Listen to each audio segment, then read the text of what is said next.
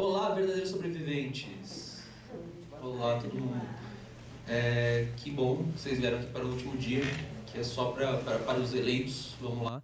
Hoje são temas avançados.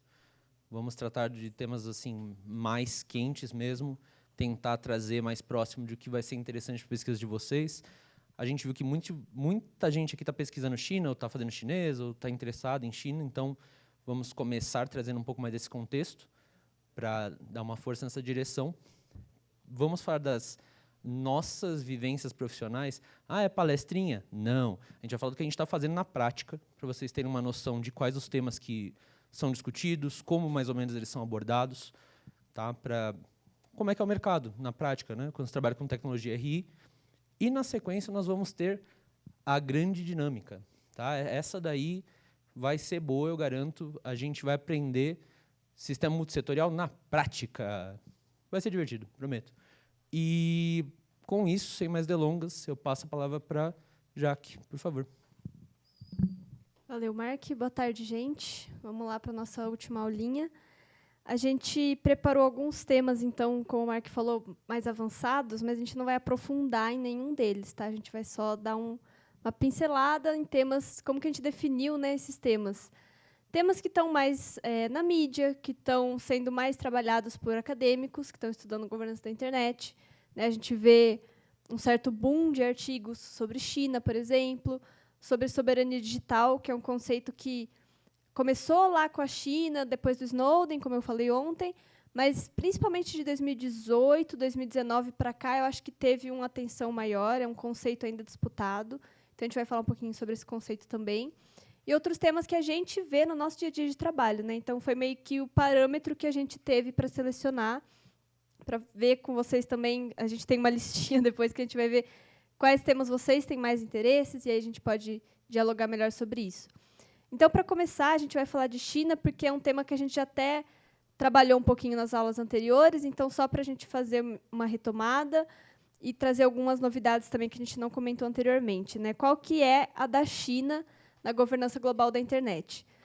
Como eu já comentei, eles estão mais voltados para uma abordagem multilateral. Então, eles estão tentando levar temas de governança da internet não só participando desses fóruns específicos, como o IGF, a própria Conferência Mundial que eles organizam, mas para espaços mais tradicionais de relações internacionais mesmo, como a ONU, como a UIT, que a gente já mencionou. Então, eles têm uma abordagem de trabalhar não só a formação de políticas, como a União Europeia trabalha, mas também de trabalhar padronização, infraestrutura, que já são temas que Estados Unidos e União Europeia já estão um pouco mais para trás, né, em comparação à China.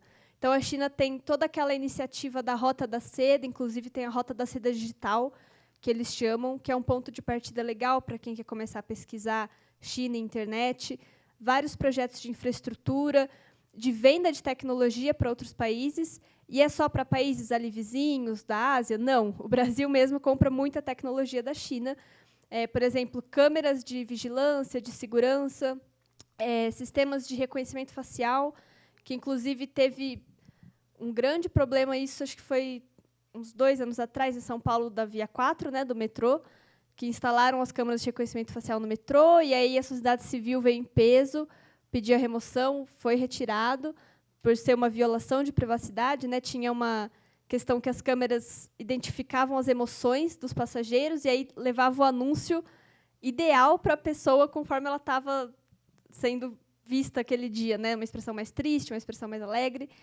coisas Black Mirror, assim, né? Nível Black Mirror.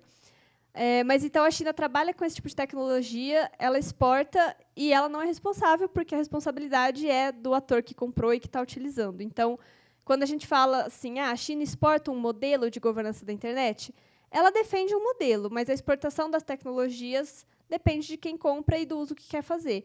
Então, o que a gente, inclusive, discute lá no nosso artigo, que a gente vem discutindo já há algum tempo em pesquisa, é esse modelo meio que único da China, mas aí a gente pensa em Rússia também, que é um ator que a gente, pessoalmente, a gente ainda não pesquisou tanto, né, mas é um ator que também está ali, né, meio que na vibe da China, assim, de advogar por uma governança mais multilateral, né, de ter um controle maior sobre a internet. E aí, como que a China trabalha a cooperação internacional? Nesses termos, né, infraestrutura, questões de cabeamento, de acesso à internet. Para eles, tem uma questão muito forte de que o desenvolvimento vem junto com o acesso, então o acesso no país é muito grande, né? Eles trabalham muito essa questão, até por uma questão de direitos humanos, no que eles entendem por direitos humanos, né? Que é uma questão de você ter um desenvolvimento humano mesmo um pouco melhor, é uma visão diferente do Ocidente. E isso a gente pode até questionar, né, quando a gente fala em governança, quando a gente retoma o conceito de governança de objetivos comuns, se direitos humanos como um parâmetro é visto do mesmo jeito por todos os atores, né? Não é. Então, no Oriente, a gente vai ter uma visão um pouco diferente. E eles também trabalham muito cooperação internacional em termos de segurança nacional, de crimes cibernéticos. Então, como eu comentei, eles chegaram na ONU com uma proposta desse comitê para fazer um tratado internacional sobre crimes cibernéticos. Então, eles estão muito preocupados com essa questão dos crimes transnacionais, né, do acesso aos dados, né, para investigar, acessar dados que estão em outra jurisdição, como que acontece essa cooperação. Esse é o interesse forte deles. E aí, se vocês forem ler discursos de representantes governamentais chineses, por exemplo, os eventos que eles fazem, vocês vão ver que eles usam muito o termo cyber. Então, eles falam governança do ciberespaço, cibersegurança, cibereconomia. Qual que é a diferença? Na prática, não tem muita diferença. A gente está falando de internet, ciberespaço, é tudo isso que vocês aprenderam aqui essa semana, mesma coisa. Mas, em termos de discurso, né, e aí recuperando até teorias de análise de discurso, assim, o que a gente percebe? Quem usa o termo cyber geralmente está mais voltado a questões de segurança e questões que têm mais consenso no cenário internacional. Então, geralmente, são questões que estão mais ligadas à estabilidade de um país, estabilidade financeira, estabilidade política. Então, você fala em cibersegurança, em ciberdefesa. É uma questão mais de segurança nacional, do Estado. E quando você fala, por exemplo, em governança digital, em governança da internet, geralmente você está se direcionando a temas que não são tão fáceis de ter consenso. São temas como privacidade do indivíduo, né, direitos fundamentais. Então, são temas que aqui no Ocidente a gente está mais próximo, e no Oriente a gente vê que tem essa denominação do cyber, então tem essa diferencinha aí para quem trabalha com análise de discurso, é um ponto importante. E também tem a localização de dados, que é uma prática que vários países, principalmente do sul global, estão defendendo em oposição a um livre fluxo de dados. E aí eu vou passar para o Mark explicar melhor. Hoje eu vou provar para vocês com esse tema que vocês já aprenderam a desmistificar várias coisas. Vamos fazer isso juntos. Localização de dados. Qual que é a teoria dessa localização de dados? Você tem uma empresa como a Facebook. Legal. Eles estão com os dados dos usuários lá nos Estados Unidos, especificamente na Virgínia. Legal. Você, como Estado soberano, fala, eu não quero os dados dos meus cidadãos, dos meus usuários, guardados lá na Virgínia. Eu quero eles aqui, no país X, no Butão. Beleza? Quero localização de dados no Butão. Ótimo. Teoricamente, isso é uma medida de soberania nacional. Você está trazendo os dados de fora do seu país para dentro. Agora, vamos pensar bem em tudo que a gente viu até agora. Faz algum sentido isso na prática? Os dados eles não vêm e voltam? A gente não viu isso? Então, qual que é a diferença de os dados estarem dentro do seu país se eles vão ter que ir nos servidores do Facebook de qualquer jeito no fim das contas? Mas, quando sai na mídia, eles falam localização de dados, soberania. O que isso significa? Vamos traduzir localização de dados igual, eu também quero esses dados para mim. Eu não quero que só você fique com eles. Eu também quero espionar nos meus cidadãos em paz. Certo? Então, aí a gente começa a entender por que é essencial você ter domínio sobre a parte técnica da internet. Porque, senão, esse discurso passa reto. Você fala, ok. Não é ok. É uma narrativa totalmente distorcida e que muitos estados empregam. A China é meio campeã assim, de pedir localização de dados, mas você vai ver todo o estado em algum ponto falando disso, inclusive o Brasil. Tá? O Brasil já várias vezes incorreu isso e não tem muito a ver com o governo. Pode ser o governo fulano, ciclano, sempre tem algum, precisamos localizar os dados. Tá? Então, no caso da China em específico, ela tem um pouco mais de poder de coerção nesse sentido e consegue algumas concessões a mais. Mas, na maior parte das vezes, meio que não dá em nada isso. Tá? os dados são localizados, mas você acaba precisando que eles correspondam no servidor e, no fim das contas, o país só ganha um banco de dados lá. Não muda muita coisa. E já que nós estamos nessa parte, quando introduz essa... Você quer dar uma mini introdução sobre soberania digital e eu falo sobre China? Ou eu... Acho que começa com China. Certo. O que é uma soberania digital, galera? Soberania nós estudamos em relações internacionais, em ciência política. Né? Você pode definir mais ou menos como o domínio dentro de um espaço limitado, constituindo uma unidade política absoluta. Okay? Qual que é a ideia da soberania digital? Isso se aplica igualmente ao ciberespaço. Você também tem direito, dentro dessa alçada, de ter soberania. Só que aí você abstrai um dos princípios básicos da soberania, que é o espaço. Sem o espaço físico, como você faz para ter soberania? Baseado em quê? Em língua? No sufixo, se é .cn, .ru, .br? Você faz como? Certo? Então, essa é uma questão que a China traz muito fortemente, mas que ela não tem um escopo assim tão fixo. Mas por que ela traz isso? Para justificar um pouco a política interna dela. Quando a gente ouve falar de China e internet, muitas vezes vocês vão ouvir falar de a grande firewall da China. Né? Uma colega de vocês, inclusive, já teve a experiência de lidar com ela. Ela estava comentando outro dia aí que já passou por isso, e é muito interessante porque o que ela faz? Tá? Quando vão te explicar, vão falar assim, ela bloqueia sites. Novamente, eles estão mentindo para vocês. Ela não bloqueia sites. Ela bloqueia sites às vezes. Tá? Então, como é que é essa estratégia? Você pega, você quer lá acessar um site que tem conteúdo que é considerado impróprio pelo governo chinês. Vai desde métodos de meditação, né, o Falun Gong, que acabou sendo visto como inimigo do Estado, até massacre de Tiananmen Square, você tem capitalismo, democracia, essas coisas todas. Legal. 9 de 10 vezes você não consegue acessar, mas 1 de 10 dá. Aí, de quem que é o problema? O problema provavelmente é seu, certo? O problema é que a conexão não está legal. O problema é que a coisa não está funcionando tão bem. Entendeu? Então, são formas de censura assim, que criam a incerteza. Lembra um pouco aquilo que a gente estava falando da usina de Natanz, né? Que você não é que você explode a usina, você faz com que ela não funcione tão bem. Tal. Essa é uma tática bastante empregada dentro desse tipo de campanha cyber. Não é que você desabilita completamente o seu alvo. Pelo contrário, você estabelece uma incerteza permanente nele. Você estabelece um senso de medo, certo? Se o negócio quase não funciona, quando a pessoa acessa e funciona, ela fala, meu Deus, isso deve estar errado. Né? Então, essa política aqui, ela foi uma das primeiras políticas de soberania digital que a gente viu no mundo. Ela data já de... Eu vou chutar uma data e depois vocês me corrijam, é tipo 2005, tá? Ela é bem antiga mesmo. Então, feita tudo com roteadores e maquinário estadunidense, basicamente. Qual que era a ideia na época lá atrás, começo dos anos 2000? Os Estados Unidos falaram assim, acho que foi o Relações Internacionais dele da época, que a internet acertaria a China como um tijolo democrático que explodiria o sistema comunista. Legal. O que a China foi lá e fez? A China sempre tem características muito próprias. Ela foi lá, olhou aquele sistema, se apropriou dele, usou ela para os próprios fins dela, criou a firewall e, na verdade, usou para reforçar o sistema dela. Certo? Então, previsões em relações internacionais nem sempre vão na direção que o ator está esperando.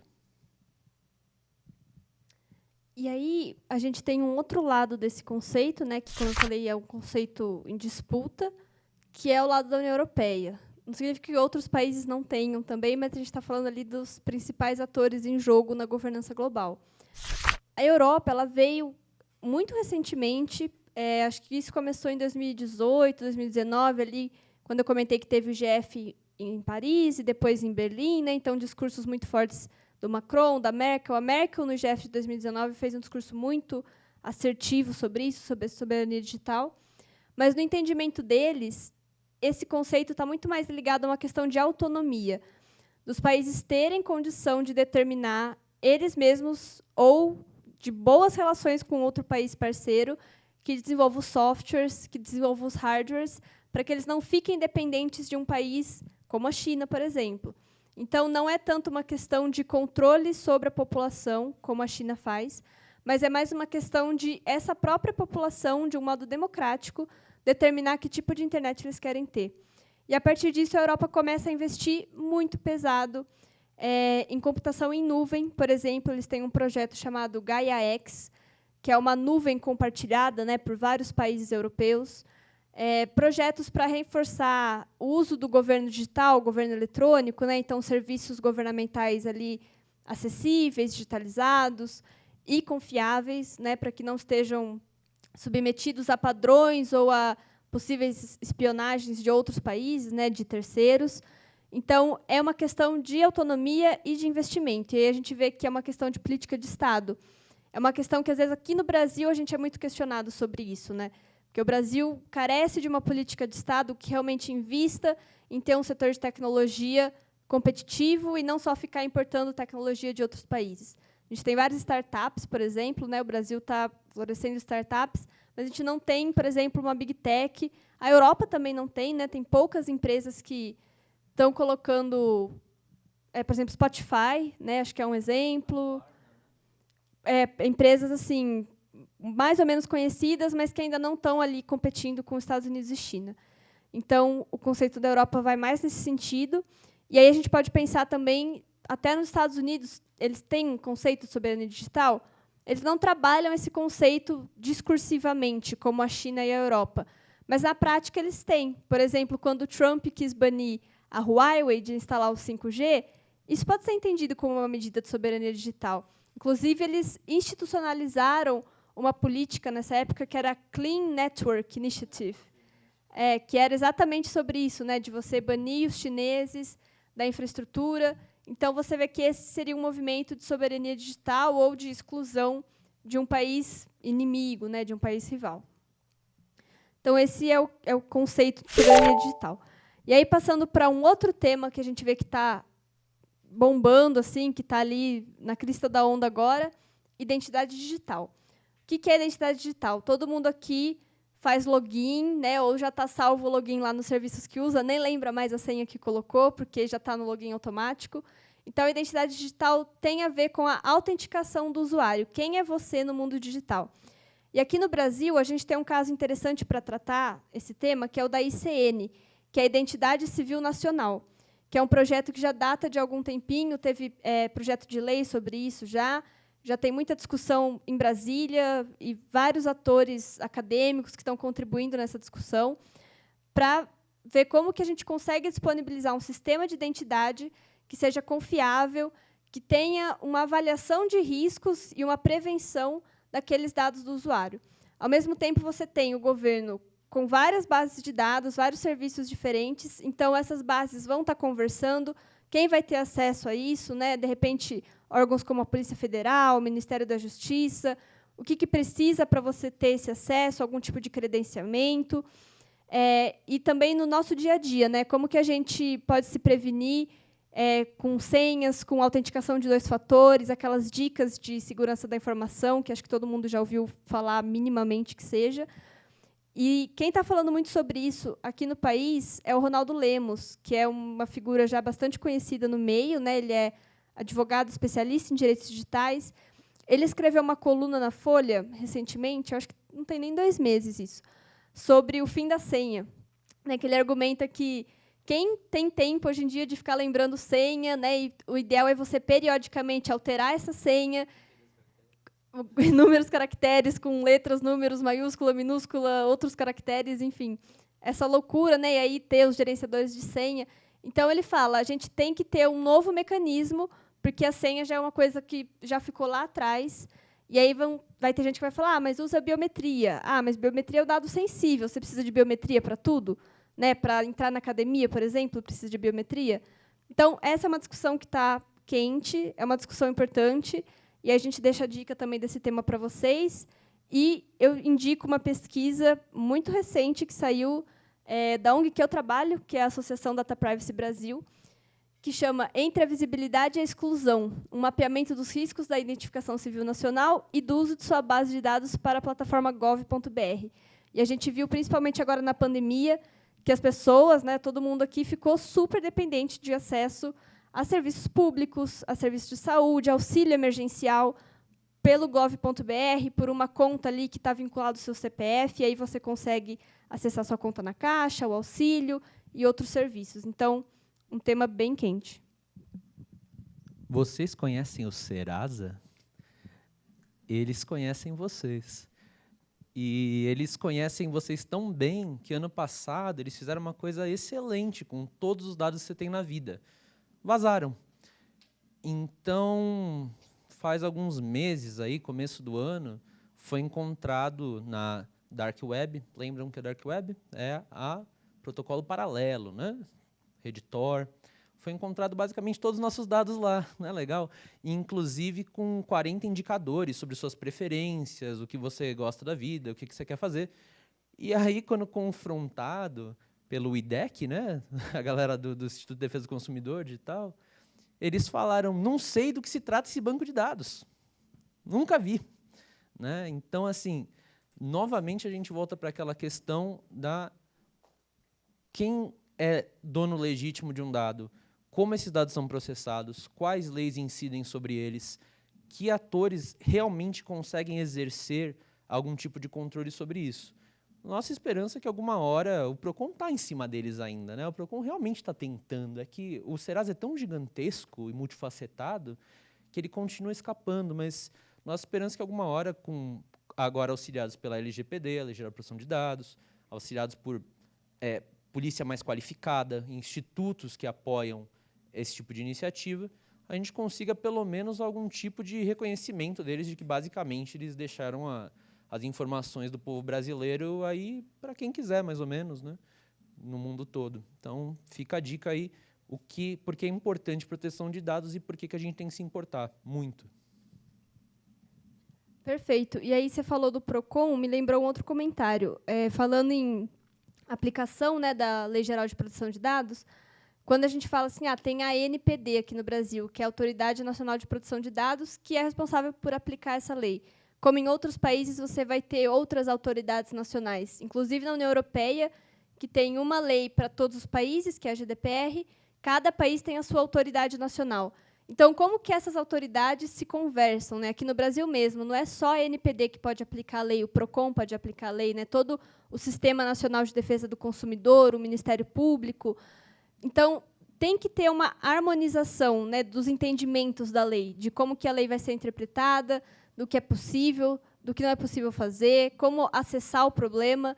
Então, essa é a importância da gente entender não só a lei, mas os possíveis desdobramentos que causam os problemas que estão acontecendo e como que essas autoridades precisam manter um diálogo constante. Porque se uma autoridade faz uma ação A e a outra faz uma ação B, isso não vai ser aplicado de maneira efetiva, né? Você vai ter autoridades se confrontando. Então, cada vez mais é necessário um entendimento dessas autoridades para que a gente consiga aplicar a lei de forma efetiva e harmoniosa. E aí, passando para um outro tema, né, pegando na linha aí da identidade civil digital, é o próprio governo digital, né, o que também é chamado de governo eletrônico. A gente tem vários sistemas, várias bases de dados, né? Então, por exemplo, base de dados do INEP, né, que teve até uma polêmica esses tempos atrás de como eles reduziram a divulgação dos dados, dados ali de saúde, né, como você falou já do SUS. Então, diversos sistemas, diversas bases de dados, elas estão sendo integradas ou não, como que está sendo a proteção delas, como que o governo trabalha com isso, porque a LGPD também se aplica ao governo, né, ela se aplica tanto ao setor público quanto ao setor privado, e para o setor público tem uma base legal que permite a ele fazer o tratamento dos dados, desde que voltado para a política pública. Então, se essa base legal está sendo realmente utilizada devidamente, e as questões de acesso. Então, a partir do momento que você tem, como eu falei, né, os serviços de saúde, serviços de auxílio emergencial, socioeconômicos, por internet, você não está correndo o risco de excluir uma camada da população que não tem acesso a esses serviços, né?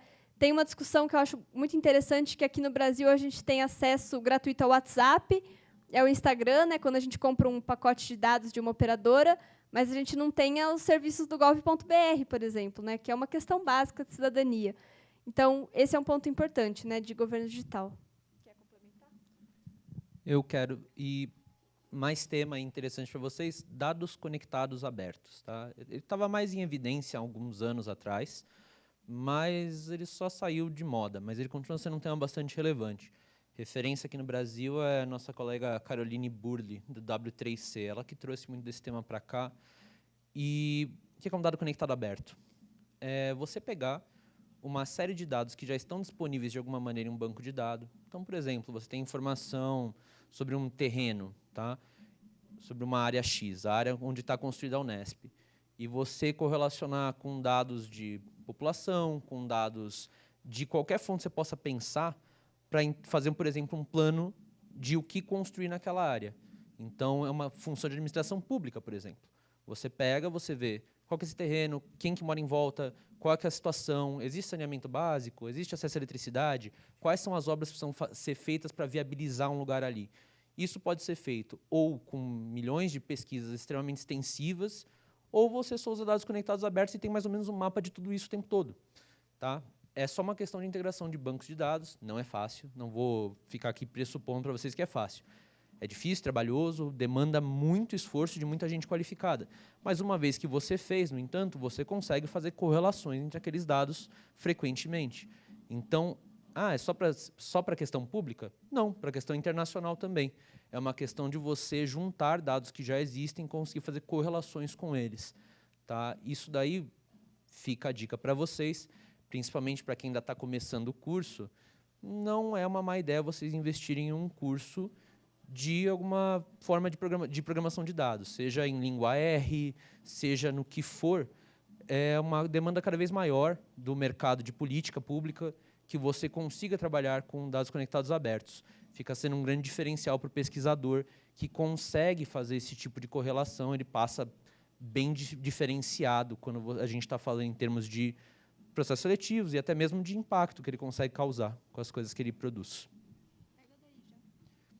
E aí a gente pergunta, tá? A gente separou aqui temas quentes, temas queimando.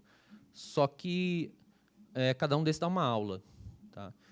Então, a gente busca nos extrovertidos de vocês ou nos mega interessados no curso, gritem aí o que é mais interessante para vocês dessa lista, o que interessa.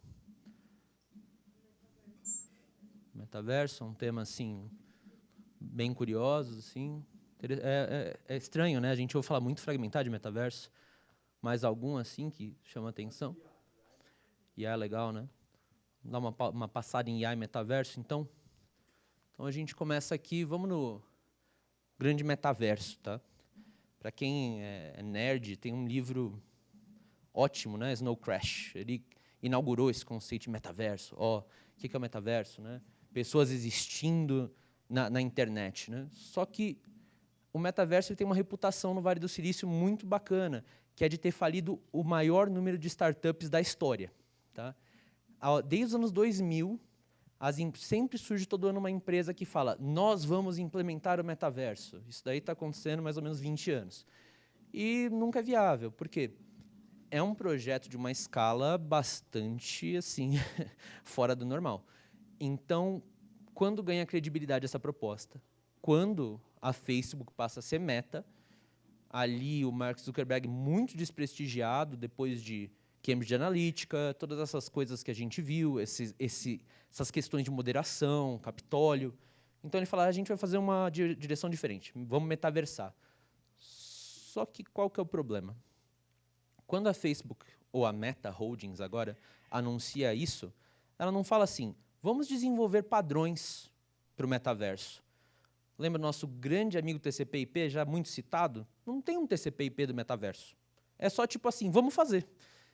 Tudo que é só vamos fazer no mundo da tecnologia hoje em dia, com sistemas integrados como eles são hoje em dia, tende a dar errado.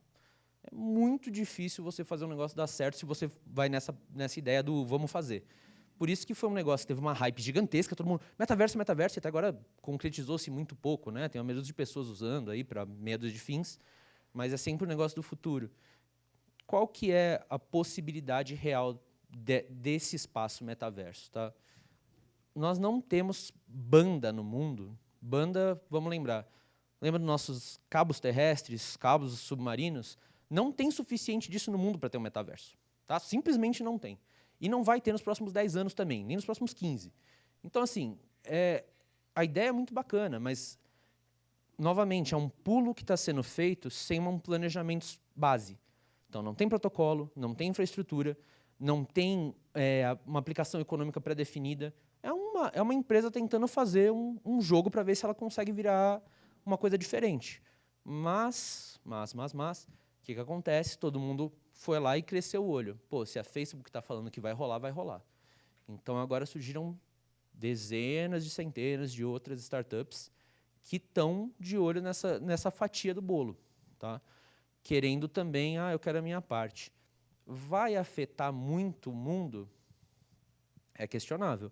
Os aparelhos necessários para você acessar ainda são caríssimos. Eles vão começar a trazer para uma questão de... quer vir aqui?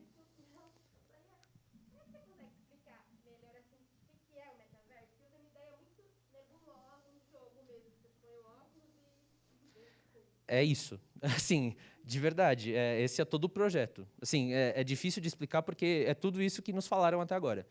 Inclusive, o advisor sênior da Facebook, que é o criador de, para quem curte game, ele é o criador do Doom, do Quake, todos esses jogos de primeira pessoa, hoje em dia ele é o desenvolvedor-chefe da Meta da parte de realidade virtual. Ele é o consultor-chefe e ele critica a Meta o tempo inteiro falando que eles estão malucos. Tem milhões de entrevistas do John Carmack falando vocês são malucos, isso daqui nunca vai dar certo, não existe, não tem um plano aqui. A ideia é essa, você vai entrar num jogo e vai gastar dinheiro. Ou vamos mudar, você vai ir numa reunião de Zoom que você adora, mas ao invés de você poder deixar lá e fazer outra coisa enquanto você ouve, você vai ter que estar lá parado. Tipo assim, é muito difícil de entender onde eles querem chegar com isso. É uma ideia de uma sociedade assim que não existe, as pessoas não se comportam dessa maneira. Então, eu vou passar agora, que eu dei essa visão mais neutra, eu vou passar para alguém que ama o metaverso e acredita muito nele, que é a Jaque. Pois é, eu sou contra o metaverso, basicamente. Eu estava até procurando umas questões de IA ali para comentar, mas o do metaverso, eu realmente, assim, achei incrível que a gente estava saindo da pandemia, né, e de reuniões de Zoom e o Google Meet 24 horas por dia, para o cara vir querer vender para a gente ficar com um óculos pesado na cara para passar o dia inteiro em mais reuniões virtuais. Assim, não, sabe? Para mim chega. Então, eu sou descrente do metaverso. Eu lembro muito daquele jogo do Second Life, né, que teve anos atrás, e aí a galera, né, era tipo um The Sims aprimorado, não sei.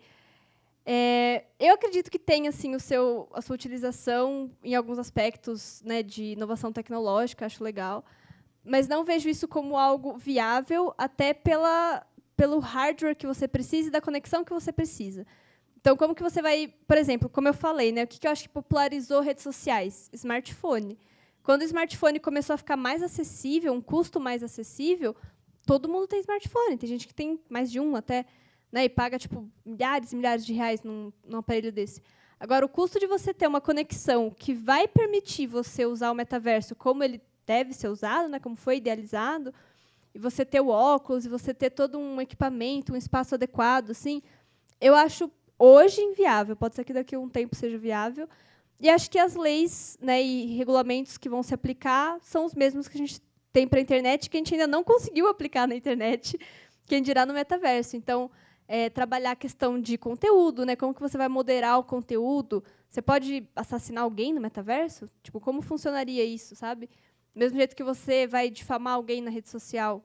E como que os seus dados vão ser analisados, né? De repente, aquela captação de para onde você está olhando na tela, onde você passa mais tempo olhando, e você já tem marcas que estão vendendo seus produtos digitais ali no metaverso. Então, acho que são questões que a gente já tem uma base de discussão, né, aqui na internet que a gente tem hoje, e que seriam, né, elevadas aí a outra potência no metaverso. Mas é isso, a minha não defesa do metaverso. Vocês sabem que os aplicativos que vocês têm no celular que têm autorização de... Eu acho que é captação de alguma coisa, captação de movimento, alguma coisa, eles, inclusive, avaliam como você aperta a tela, em que ponto, com que intensidade e de que maneira. E aí, se você tem a unha longa, eles inferem um monte de coisa sobre se você tem unha longa. É interessantíssimo, né? Só que aí o mais interessante ainda, metaverso, legal, vai captar seus movimentos. Olha que bacana, eles ainda vão ter a informação sobre seus padrões de movimento, como você mexe a cabeça, como você mexe os ombros, como você mexe os olhos. Realmente é um negócio que a gente quer implementar sem padrões, né? Não. Então, assim, é uma coisa que tem duas possibilidades, tem dois caminhos possíveis agora. Ou vai começar um investimento muito, muito, muito absurdo nisso, a indústria vai ver nisso daí o futuro para ela não morrer e poder continuar vendendo coisa nesse modelo para o alto e avante aí, ou vai flopar. Não tem muito caminho do meio, tá? Não tem muito como fazer um meio termo, porque a quantidade de investimento ela é surreal. É surreal, assim. Para você viabilizar isso para 10% do mundo já é um negócio que ultrapassa o que você pode imaginar que uma empresa vai ter. Então a gente emenda em inteligência artificial e vamos para a conclusão do bloco 1. Então, quer começar? IA? Posso começar. Eu não sou assim especialista em IA nem nada, né? Eu estou mais voltada à produção de dados, mas aí como produção de dados é a base, né? O uso de dados é a base de IA. O que eu acho que é relevante a gente comentar, essas regulações de IA, como eu falei, né, antes, elas já estão sendo construídas em cima de uma regulação de produção de dados.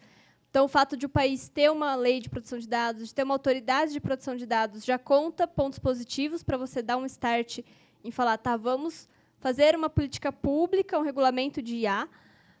E a questão de você ter decisões automatizadas. Acho que isso é um ponto muito importante, visto tanto de uso pelo setor privado como pelo setor público, né? A gente vê que teve uma discussão muito forte disso nos Estados Unidos, de sistema prisional, né? De que estava inteligência artificial definindo as penas que algumas pessoas estavam cumprindo, o tamanho da pena, se a pessoa ia sair ou não.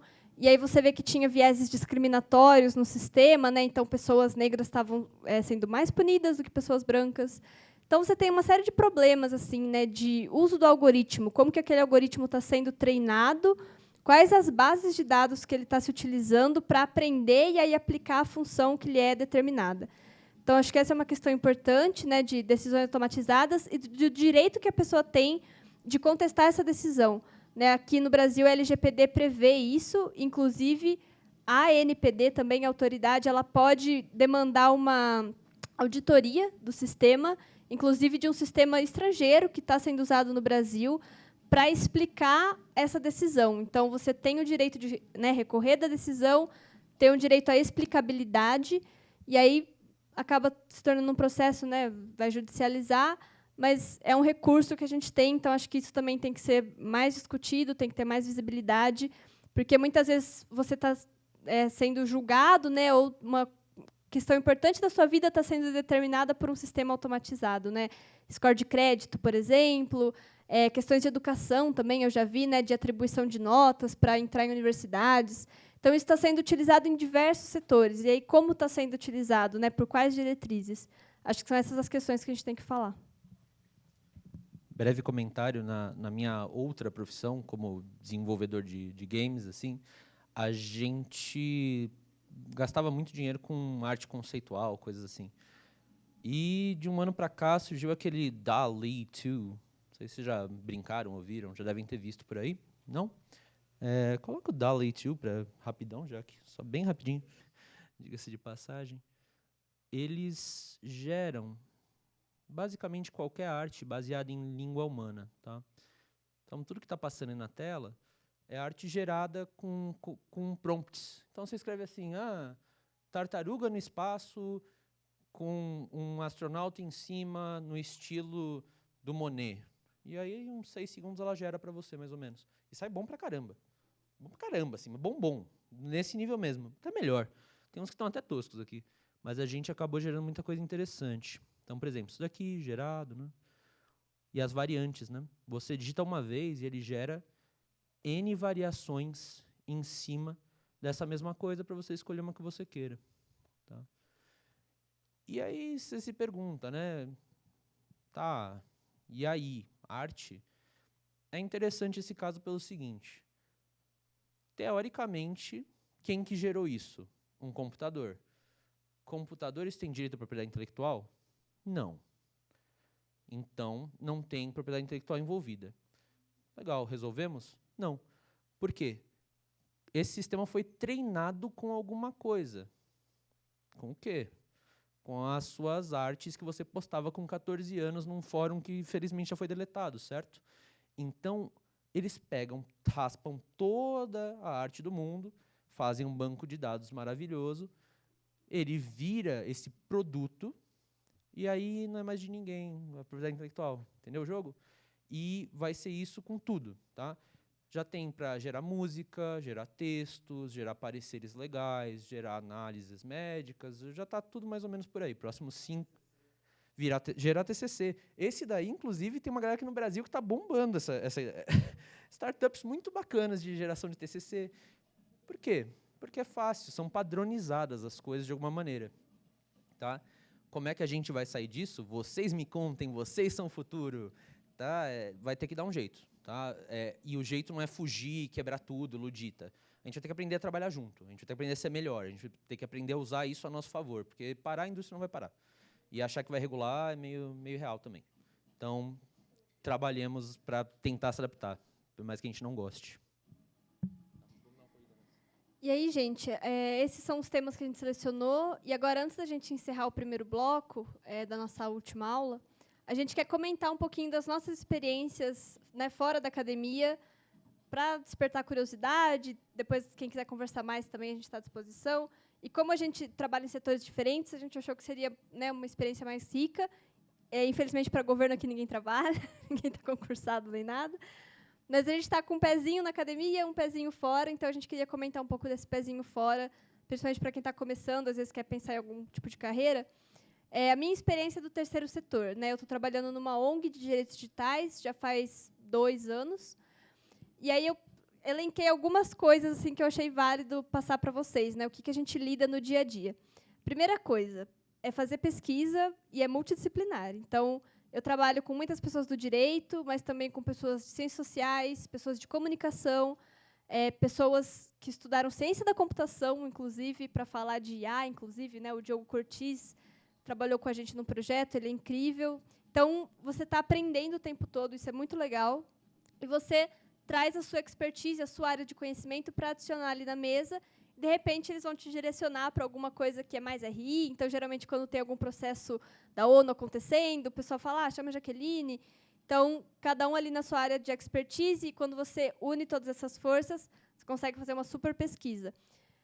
Forte rede de contatos. Isso é primordial. Trabalhar no terceiro setor, uma ONG não vai fazer diferença. Então, geralmente, a gente trabalha numa coalizão. No caso, aqui no Brasil, a gente tem a coalizão Direitos na Rede, que une várias entidades da sociedade civil, umas mais focadas em direitos digitais, outras menos, mas que estão batalhando pelas mesmas causas, né? Então, direito à privacidade, direito à liberdade de expressão, questão eleitoral agora também, moderação de conteúdo.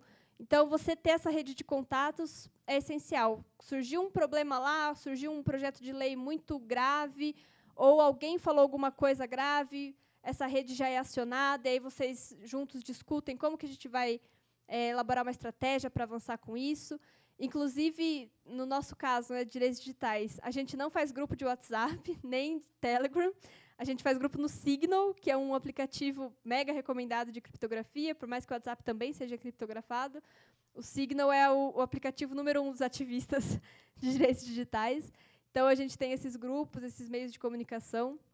Precisa ter uma comunicação ágil, principalmente aqui no Brasil. Trabalhando no Brasil, a gente fala de apagar incêndio, né? Todo dia surge um incêndio, alguém falou alguma coisa, aconteceu alguma coisa, e a gente corre atrás para tentar fazer uma nota com um pronunciamento ou falar com alguém, algum contato no Ministério Público, alguém que possa agir sobre a situação. Então, tem que estar ligado ali o tempo todo. Atenção ao interesse público, né? Eu acho que o papel da sociedade civil organizada é trazer pesquisas e trazer dados que atendam ao interesse público. Então, o que está pegando ali no Brasil?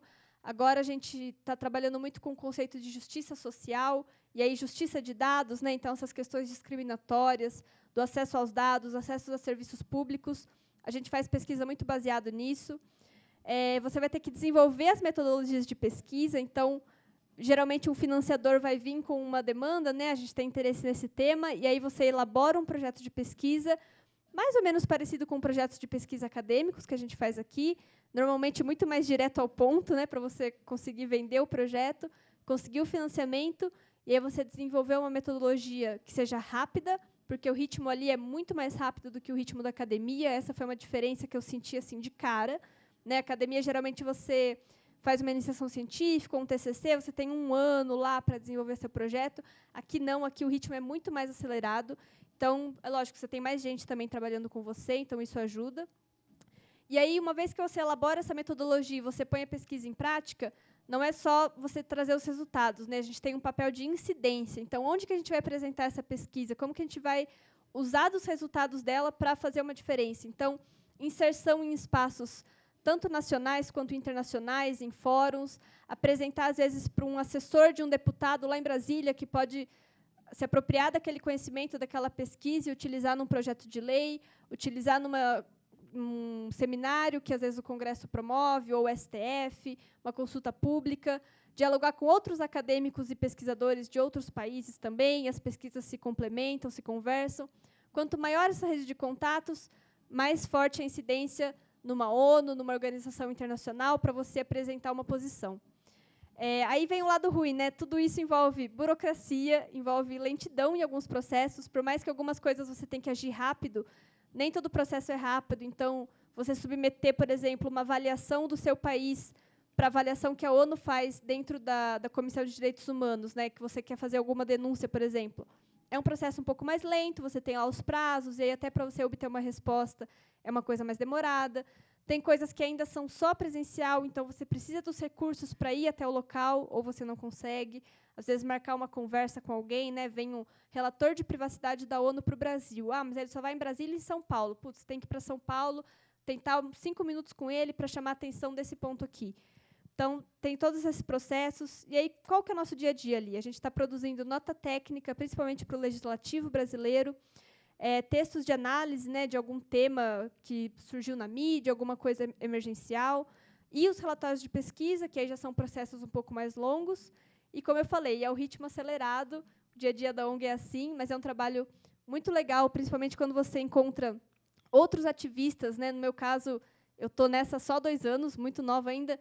Eu encontrei recentemente ativistas que já estão nessa desde décadas passadas, assim, que trabalharam pelo Marco Civil, que trabalharam pela LGPD, e ver que eles estão lutando nas mesmas causas que você, e aí vocês conversam. É um tema muito legal, um trabalho bem gratificante. Como meu chefe diz, é um trabalho de formiguinha.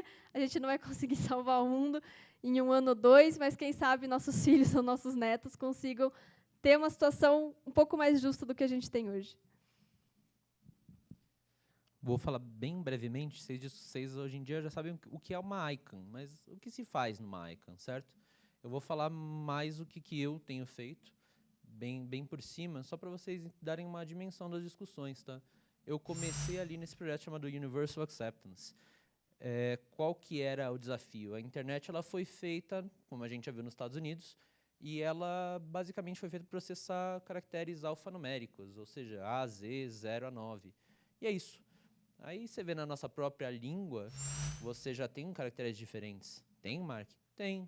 Caracteres acentuados, da perspectiva de um computador, eles são um caractere totalmente separado. É por isso que na internet a gente tem o site Maca e o site maçã sendo a mesma coisa, porque isso nunca foi implementado lá na base. E agora vamos extrapolar isso para outras línguas de outras partes do mundo. Quem já viu alguma coisa indiana, assim, alguma coisa, um filme de Bollywood, vai ver que a língua indiana, por exemplo, ela é baseada em caracteres meio serpênticos, assim, uma coisa meio enrolada uma na outra. Mas o legal tem 8 desses lá, ativamente funcionando. E as pessoas realmente usam os 8. Então, como é que você faz para você fazer isso funcionar? Foi aí que eu vi a minha oportunidade de inserção. Ninguém queria trabalhar com isso porque é chato e trabalhoso. Mas, como uma pessoa que queria abrir uma consultoria dessa área, eu falei, ok, a parte chata e trabalhosa eu faço, ninguém quer... Por mais que eu não tenha experiência, vão dar o trampo para mim, porque não tem mais ninguém. E foi daí que eu comecei a construir essa lógica para a gente passar tudo para esse Unicode. Talvez vocês tenham visto isso lá naquele dia que a gente estava falando de outras instituições. é a galera da universalização de todos os alfabetos. Foi aqui que eu tive minha entrada. Dali para frente, deu para começar a galgar um pouco mais. Hoje em dia, o grupo que eu sou líder é esse daqui, grupo do abuso no DNS. Então, a gente viu que o DNS é um sistema gigantesco, dinâmico, que funciona, mas exatamente por isso você tem muitos abusos que podem ser feitos com ele. Por exemplo, eu posso gerar 1 milhão de domínios envolvendo a palavra Covid, colocar um monte de curas milagrosas estranhas lá e ver se quica em alguém para eu conseguir ganhar dinheiro com isso. Durante a pandemia, a gente viu isso a rodo. E tem isso em todas as situações críticas, tá? Como é que você impede isso de acontecer sem você travar o mercado? Certo? Como é que você deixa as pessoas inovarem e que você abriu o seu negócio hoje? Você teve a ideia aqui, você falou, eu vou abrir a loja da Unesp legal. E você pode registrar esse domínio agora sem precisar de autorização de ninguém. E, ao mesmo tempo, a gente impedir a galera de registrar domínio a rodo de Covid para roubar dinheiro dos outros. Essa é uma pergunta bastante difícil, mas eu acho que o nosso grupo está caminhando bem para a ideia de que, assim, precisa de um pouco mais de responsabilidade dos intermediários. A gente não falou muito disso daqui, mas os intermediários têm que fazer uma parte maior. Quem está vendendo o serviço tem que fazer mais parte da resolução, e a gente está caminhando para isso, vai bem. E, por fim, esse negócio de genéricos fechados, eu trouxe, é um exemplo bem boring, tá? É bem chato esse exemplo, mas é para vocês verem o escopo das coisas que tem, tá? Então, a gente teve esses novos domínios aí, o ponto houses, por exemplo. Eu peguei um fictício aqui, mas a gente tem o ponto pizza, né? A gente tem o ponto ninja. Se tem alguém que registra o domínio best.houses e os outros competidores do mercado dele, de imobiliário, não têm acesso a esse, isso não seria propaganda falsa? Sim, essa questão é chata, mas isso faz parte das coisas que tem que se discutir. Nem só de coisas interessantes vive um organismo internacional. Tá? Então, para vocês entenderem, tem uma gama gigantesca de coisas que são discutidas, e isso eu estou citando 3 temas. Eu acho que ativo, no momento, a gente tem 26 temas. Eu não posso participar de todos, eu participo de uns 6. E é mais ou menos essa a toada, tá? Essa é mais ou menos a tônica. Jaque, quer anunciar o projeto do Mariano? Aí aqui a gente faz uma pausa para o merchan do Mariano. O professor Mariano, né, que nos incentivou a fazer esse curso, trazer esse tema aqui para a RI e tudo mais, está interessado em fazer um grupo de estudos. Nós também estamos interessados porque a gente sente falta de pessoas de RI, principalmente, mas de ter uma coisa mais multidisciplinar para estudar, para dialogar, essas coisas que geralmente a gente não vê em sala de aula, né? A gente acho que não viu na graduação, também não vimos na pós-graduação. Então, a gente sente falta de ter esse diálogo, de, né, ler os textos, compartilhar, trocar ideias mesmo, refletir. E aí a gente convida quem estiver interessado, mandar um e-mail para a gente, ou procurar direto o professor Mariano, para a gente ver aí se forma um grupo legal, se a gente marca algumas reuniões para discussão, nada muito cansativo e repetitivo, nada disso, até porque está todo mundo super atarefado. Mas a gente deixa o convitinho aberto para quem se interessar. E agora nós temos dicas de bolsas e oportunidades. Depois daqui, o pessoal do Laboratório de RI vai mandar para vocês os slides. E, com isso, inclusive, vai ir essa lista maravilhosa de bolsas. A gente ficou falando o tempo todo que tem bolsas que são bastante competitivas e que são relativamente assim, possíveis de entrar, já que a gente conseguiu. Vocês conseguem também. Então, começa ali em cima a EGI, que é do NICBR, que é o nosso provedor de eu não tenho como explicar isso. Eles são donos do .br, e eles dão essa escola periodicamente, a cada um ano mais ou menos. Essa é bem seletiva, mas é um curso interessante, nacional, que vocês não precisam viajar para fora, geralmente no estado de São Paulo, então, bem tranquilo de fazer. A próxima é o YUF, que, nesse caso, aí já é para vocês irem para eventos fora, tá? O YUF vai levar as pessoas para o LACNIC, que é o evento da região Latinoamérica, e vai levar também para o IGF, que a gente estava discutindo ontem, o Internet Governance Forum. Não é tão difícil de entrar, mas depois tem um processo seletivo que, assim, os fortes sobrevivem, mas é uma questão de mais de insistência e fazer todas as atividades que eles propõem e tal, do que de necessariamente ser, meu Deus, o melhor do mundo. Então, é bem legal, quem estiver interessado, ainda ganha uma viagem internacional, nunca é chato, né? E a ICANN em si, nós temos 2 programas. O que interessa para vocês é mais esse daqui, tá? O outro chama Fellowship, é um programa já para pessoas que estão mais encaminhadas. Mas o NextGen que é o programa que eu comecei, então eu garanto que dá para fazer bom uso desse programa, é onde o pessoal vai para conhecer o ambiente Icon. As reuniões sempre são em regiões diferentes do mundo, 5 regiões geográficas, e o processo do ano que vem, em março, vai ser no México, fazendo com que o pessoal da região Latinoamérica possa aplicar. Portanto, o NextGen dessa região Latinoamérica está aberto.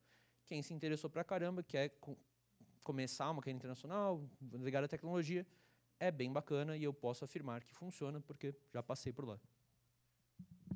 E aí, para encerrar, a gente dá a dica de 2 escolas, né, aqui do Brasil, que oferecem vários cursos relacionados a esses temas todos que a gente tratou em maior profundidade. São cursos, no geral, pagos, tá? E não são muito baratos, mas para quem tiver interesse, condição, e às vezes eles abrem algumas bolsas também, então alguns desses cursos têm bolsa.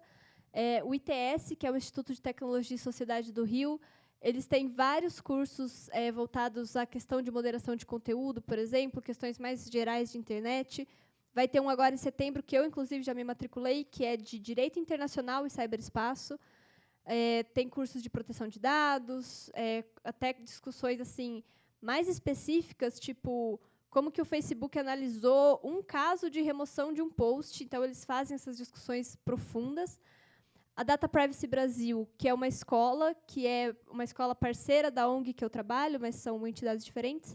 Eles têm cursos mais voltados à temática de proteção de dados, também tem curso de inteligência artificial.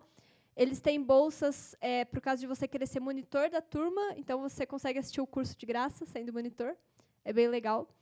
E são cursos muito bons. Eu já fiz os 2, das 2 escolas, ainda faço de vez em quando. Então, fica a dica para quem quiser fazer curso online. Geralmente, você pega uma semaninha ali da sua agenda e mata as aulas. É bem legal. As instruções se encontram no painel. Vocês serão divididos em grupos de 5. Seu grupo 5 pessoas e um de vocês será o chair. Tá? Um de vocês vai ser o chair. Qual que é o objetivo do chair? Ele não tem uma opinião.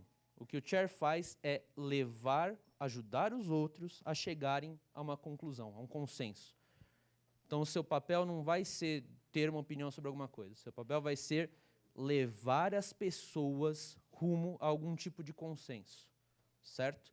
Então, para quem gosta mais de funções de liderança, funções analíticas, se autoeleja o chair do seu grupo. Inclusive agora. Levanta a mão aí dentro do seu grupo e se elejam. Tá? Vocês que vão conduzir a discussão para que os seus novos colegas possam efetivamente fazer isso. E aí vocês vão dividir os papéis. Tá? É o seguinte, escolha um papel que você não gosta, que você não quer, ou pelo menos um que você não está acostumado. Novamente, você não vai trabalhar exatamente com o que você gosta, vai trabalhar com o que jogarem na sua mão, certo? Ah, eu gosto de tudo. Ótimo, então pega o que os outros não querem. Tá? Vocês têm disponível sociedade civil, ou seja, ativistas coração mole que nem a Jaque, certo? Você pode ser empresas Big Tech, nesse caso você vai ser a Facebook, você vai ser a Microsoft, você vai ser a Amazon, beleza? Você pode ser o setor das pequenas e médias empresas, pessoas legais que acreditam em capitalismo sustentável como eu, certo? Ou você pode ser o setor governamental, que ele vai sempre prezar por o quê? A integridade do Estado, as políticas públicas e o progresso do Estado como um todo. Certo? Revelaremos os temas. Eu vou dividir os temas meio a esmo, tá? Mas se você realmente não gostar do grupo, ou o seu grupo realmente não quiser fazer ele, aí vocês trocam, tá bom? Isso só precisa saber. Então vamos começar. Proteção das crianças online, tá? Galera dali. Inclusão digital. Economia digital ali atrás, certo? Cibersegurança, galerinha daqui. Pessoal de trás, liberdade de expressão online. O grupo com menos pessoas vai ser o com mais carga? Não, vocês conseguiram uma pessoa a mais. Ótimo, parabéns. Esse é o tema mais difícil. Proteção de crianças online ali. Inclusão digital, a próxima galera. Economia digital ali. Esse bloquinho. E cibersegurança volta aqui. Tá? Qual é o objetivo dessa dinâmica? É a gente encher o saco de vocês? Não. Vocês têm algumas fontes aqui que vocês podem usar, Mas também pode pegar no Google, pode pegar... O importante não é você ter a melhor posição do mundo, é você ter alguma posição. Pesquisem alguma coisa relativa a esses temas, tragam, e o que a gente quer? Que daqui a 15 minutos o grupo de vocês tenham uma posição. Que posição? Qualquer uma. A gente só quer que vocês tentem trazer esses interesses juntos e consigam trazer para a gente uma posição sobre o tema que é assinalado a vocês. Quem vai relatar para a gente? O chair, a mesma pessoa que conduziu o grupo para aquela conclusão, e, inclusive, entre o seu próprio grupo, depois vejam se o chair fez um bom trabalho. Tá? Porque, como chair do meu grupo, eu frequentemente ouço: ai, mas você não falou direito o que eu falei. Então, é uma parte de ser líder também você fazer isso. Tá. Só complementando, para facilitar, a gente pensou assim, a gente não vai definir os problemas dentro desses temas, então vocês podem pensar em um problema que vocês, como usuários da internet, veem esse problema no dia a dia, dentro do tema de vocês. E aí vocês têm, então, um consenso entre cada um dos setores que vocês estão representando. A gente deixou aqui algumas dicas de fontes, então, um site para cada tema, mas não se limitem a eles. E, por exemplo, o ITS, a ISOC, podem falar de outros desses temas também, tá? Então, não se limitem ao que está ali. E aí, pesquisem, e a gente vai passar um pouquinho nos grupos para ir dando uma olhada, dar uma ajudada, e depois o chair vai relatar para todo mundo quais foram os consensos e as discussões que vocês tiveram. Beleza?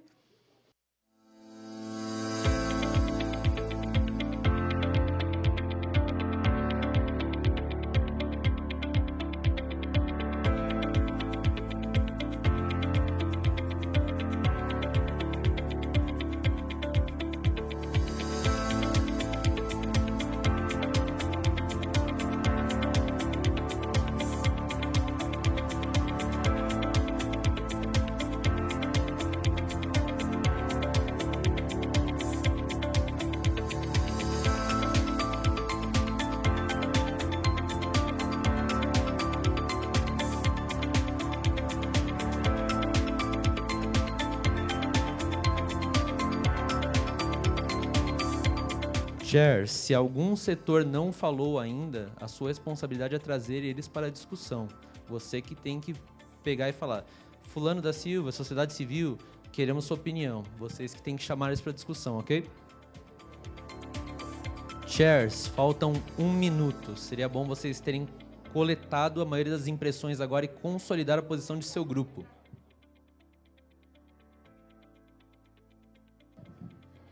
E aí, grupos? Prontos? Eu vi muito comentário que estava difícil, então o objetivo foi cumprido. É difícil mesmo, é para ser difícil. A gente vai passar os microfones para os chairs, e aí vocês fazem, em 1 minuto e meio, o posicionamento de vocês, tá? O que foi discutido, o foco que vocês deram, se chegaram ao consenso, qual foi, se não chegaram, por que não chegaram no consenso. Beleza? 1 minuto e meio é o tempo regulamentar do microfone da ICANN, então é isso aí, vocês estão em modelo real aqui.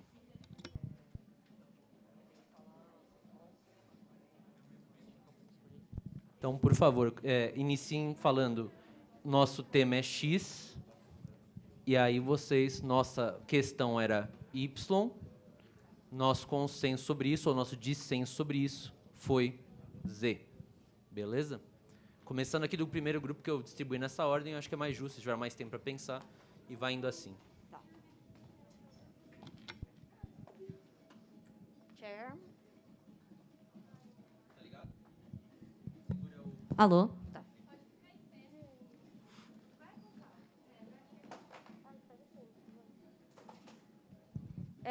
Oi. Vou tirar a máscara para ficar mais fácil. O nosso grupo, a gente tentou focar, o nosso tema, primeiramente, é proteção à criança na internet. A gente tentou ser o mais objetivo possível, porque a internet é muito abrangente, então, se for tomar uma posição, tem que ser o mais especificado possível.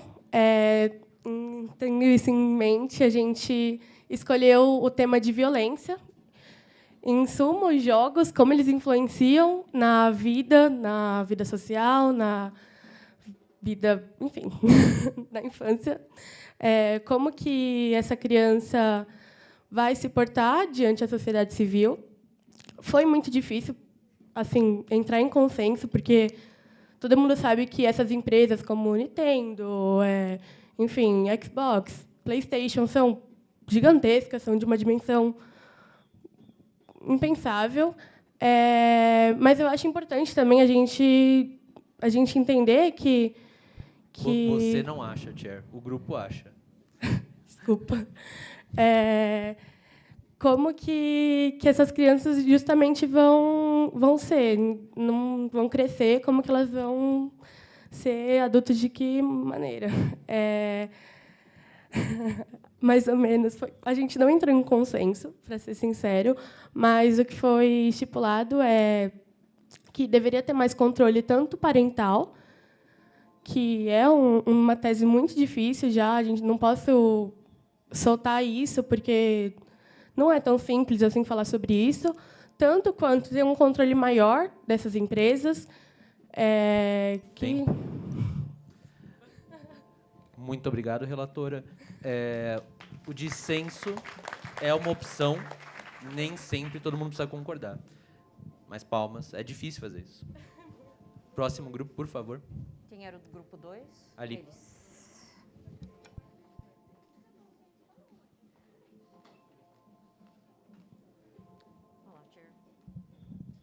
Olá. Então, nosso grupo falou sobre inclusão digital. O tema que a gente escolheu foi o acesso à educação digital, online.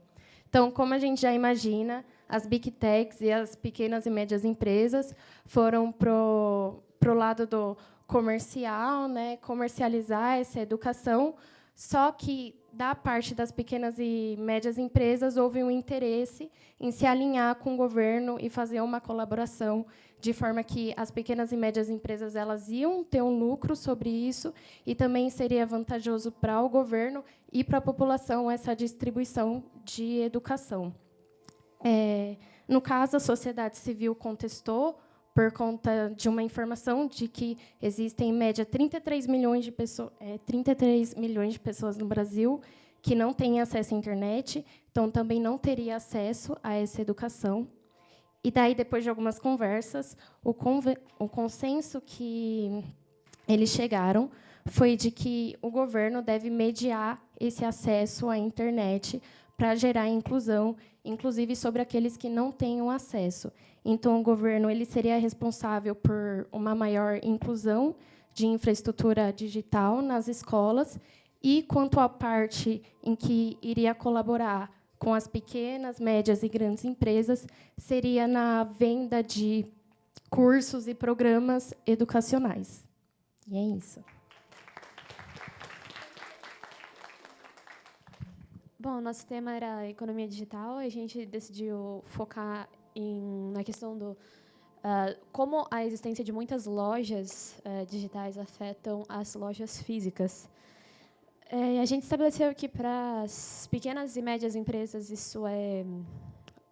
a existência de muitas lojas digitais tende a ser vantajosa, porque muitas pequenas e médias empresas existem nesse meio digital. Para o governo tem um interesse em como ele pode arrecadar mais, e essas empresas definitivamente são uma forma, uma maneira.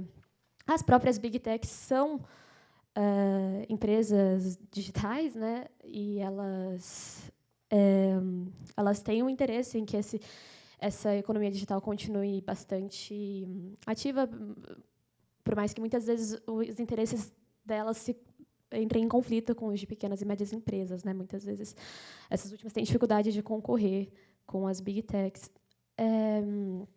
O maior problema que a gente identifica é a perda de emprego para muita gente, porque, por mais que existam muitos empregos nesse comércio digital, o físico sempre tem mais, né? Sempre vai ter o vendedor, que muitas vezes uma única loja, mesmo que seja uma empresa de pequeno porte, tem vários vendedores, o faxineiro, várias dessas pessoas. Essa deveria ser uma preocupação da sociedade civil.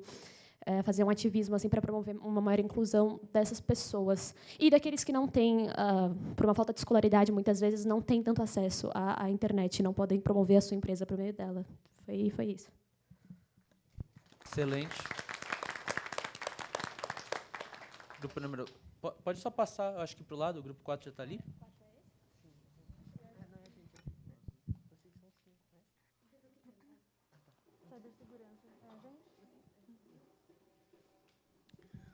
Boa noite.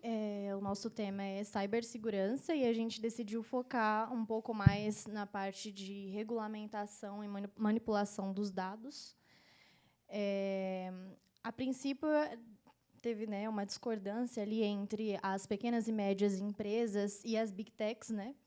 Justamente porque as pequenas e médias empresas se sentem desfavorecidas, né, quando se trata dessa venda desses dados, né, desse consumo desses dados, por justamente as big techs terem um maior controle, terem um maior acesso e fazerem uso desses dados de uma forma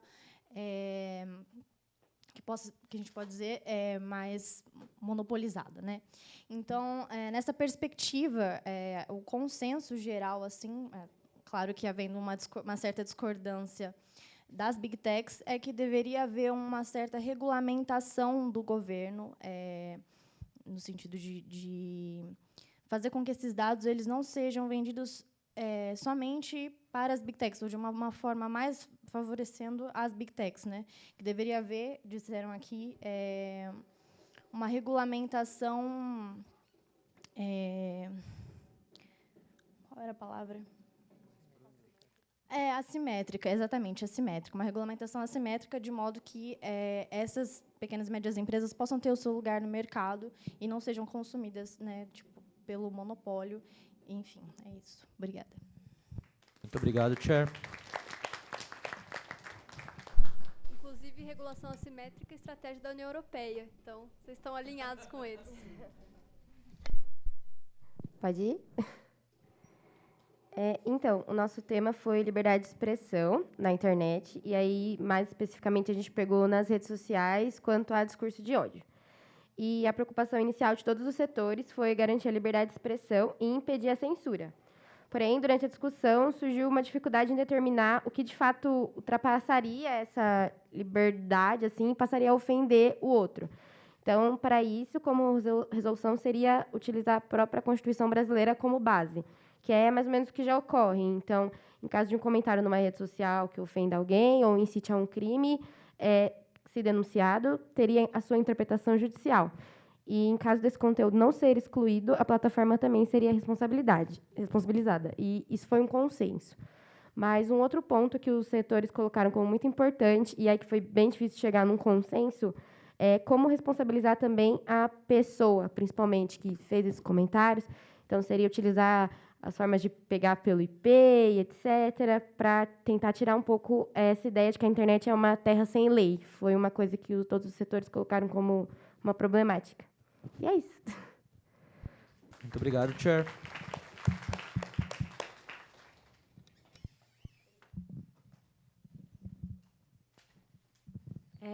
Boa tarde. O nosso tema foi sobre a criança e a internet, né? E a gente resolveu abordar a parte da publicidade infantil, relacionada também com a proteção de dados das crianças e adolescentes. Por parte governamental, eles apontaram já a existência do artigo 14 da LGPD, mas levantaram a possibilidade de acrescentar um artigo no ECA sobre isso, sobre essa coleta de dados. A sociedade ela apontou também que existe essa regulamentação, mas não tem um órgão específico que fiscalize isso, e também propor uma certa internacionalização do tema, podendo levar até para a Unesco, propor uma declaração, alguma coisa do tipo.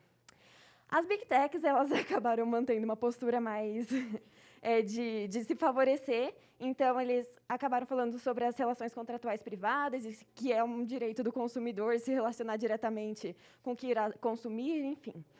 E as pequenas e médias empresas, elas apontaram que elas se beneficiam bastante dessa propaganda, e mesmo que em menor escala, né? E elas concordaram em que haja uma maior regulamentação, mas que deixe uma abertura para que elas continuem sua atuação.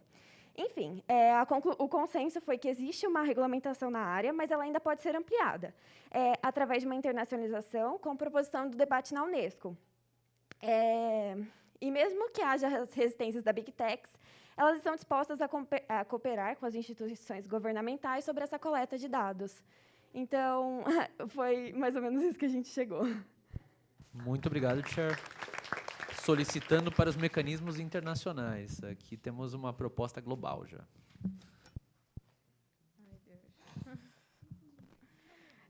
O nosso tema foi inclusão digital.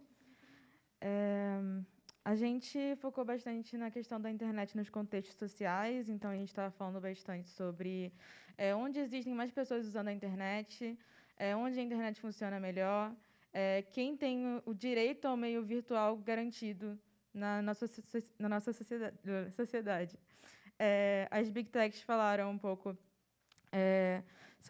sobre os benefícios que essa inclusão traria em relação ao reconhecimento dos dados de quem usa essas redes, pensando na questão das preferências, compras, etc. A sociedade civil falou muito sobre a defesa da proteção dos dados dessas pessoas que foram recém-inclusas, já que elas não têm uma certa instrução sobre como esses dados vão ser utilizados e como se manifesta assim, o uso da internet. A parte governamental falou sobre fornecimento de infraestrutura para a garantia dos direitos fundamentais, já que existem essas áreas de difícil acesso. Pequenas e médias empresas falaram sobre uma parceria público-privada na questão de oferta de serviços, serviços do meio material mesmo, de infraestrutura e outros, como a própria rede social. O consenso foi que essa inclusão beneficiaria a todos e que a proteção desses dados tem que ser garantida para essas pessoas que não tinham esse contato antes com a rede. Basicamente isso. Muito obrigado, Chair.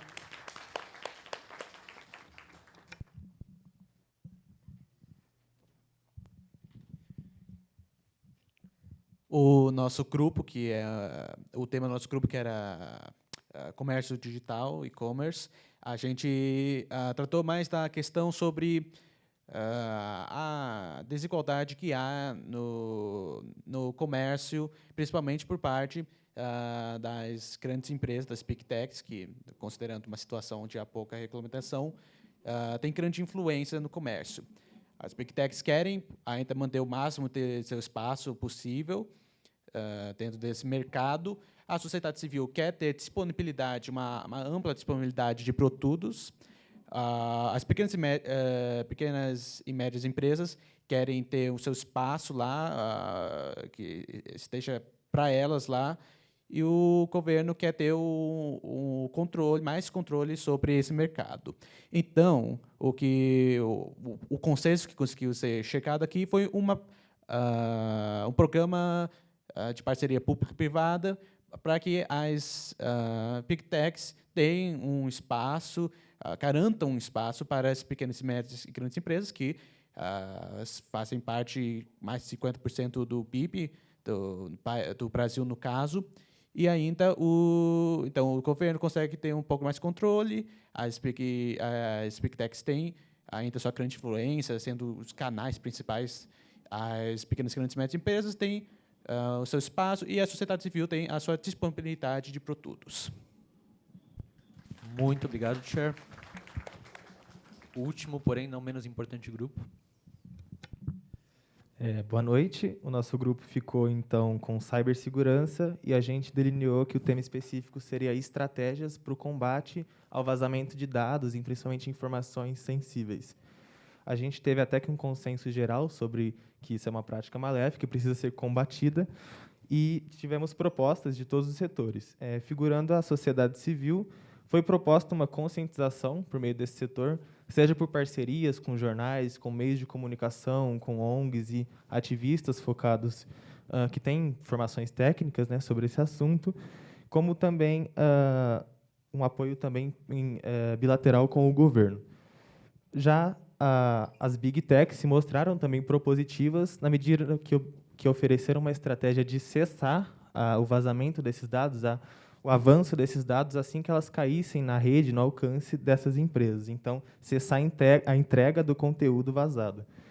E, já por meio do governo, foi uma atuação mais no sentido de conscientização após o vazamento de dados, o que a pessoa deve fazer para lidar com o vazamento depois de ocorrido esse problema. Também um suporte às vítimas do vazamento de dados e também uma parceria com as empresas pequenas e médias e as Big Techs. E, por fim, entendeu-se que as pequenas e médias empresas possuem uma maior vulnerabilidade, tanto por falta de recursos e erros humanos, e que também deve ser trabalhado um suporte do governo e empresas privadas de outros setores por meio de créditos e incentivo para evitar essa prática. Muito obrigado, Chair. E aí, galera, fácil, né? Foi tranquilo? Foi legal, né? Foi bem fácil, né? Então, essa última a tarefa que a gente queria dar para vocês verem na prática como se dão essas deliberações internacionais. Pensem em o que vocês acharam legal, o que vocês acharam menos legal, pensem como as pessoas interagiram. Isso vai ajudar vocês a continuarem crescendo como internacionalistas. E eu passo a palavra para a Jaque. Fiquei muito satisfeita com as respostas que a gente ouviu. Acho que vocês levaram a discussão para um alto nível. Várias propostas que eu mesma não tinha pensado. Foi muito falado de parceria público-privada das pequenas e médias empresas com o governo, por exemplo. Várias ideias legais de internacionalização, de olhar a lei, de ver quais espaços podem ser inseridos nas discussões. Então, acho que está todo mundo de parabéns. Espero que vocês tenham gostado da dinâmica, né, de sentir um pouquinho o que é você estar trabalhando para um determinado setor, para você ter esse diálogo com os outros setores, né, um diálogo multissetorial. Vencer a timidez é uma coisa, o primeiro desafio que vocês vão enfrentar, né? Eu sei porque dá para ver que tem muita gente tímida aqui. Eu mesma tive que superar isso, ainda estou superando isso. Muitas vezes vocês vão ter pouco tempo para falar, como foi aqui. Tá? Ele quis estabelecer 1 minuto e meio da AICA, eu queria 3 da ONU, mas ele ganhou, foi 1 minuto e meio. A ONU deixa 3 minutinhos para a sociedade civil. Tá? Os governos podem falar muito mais tempo, mas se você é da sociedade civil, é 3 minutinhos. Então, tem que ter um preparo, né, uma concisão na hora de falar. Muitas vezes vocês vão falar inglês, né, então tem todo esse preparo extra, além do próprio conteúdo a ser dito. Mas foi uma experiência aí rapidinho para vocês sentirem um pouco. Espero que tenha sido útil, espero que vocês tenham gostado. E acho que a gente encerra o nosso curso, né? Estamos disponíveis, tá? Agora, depois, daqui a 6 meses, lembrou que a gente existe, porque está pesquisando uma coisa, podem falar conosco, nós somos parte da comunidade Unesp, queremos ajudar vocês e ajudar a crescer esse tema no Brasil, na academia, entre todo mundo. Então, lembrou da gente, qualquer momento aí da sua jornada, mesmo se daqui a alguns anos, pode falar com a gente, estamos por aí, disponíveis sempre, beleza? É isso, gente. Obrigada, estamos à disposição.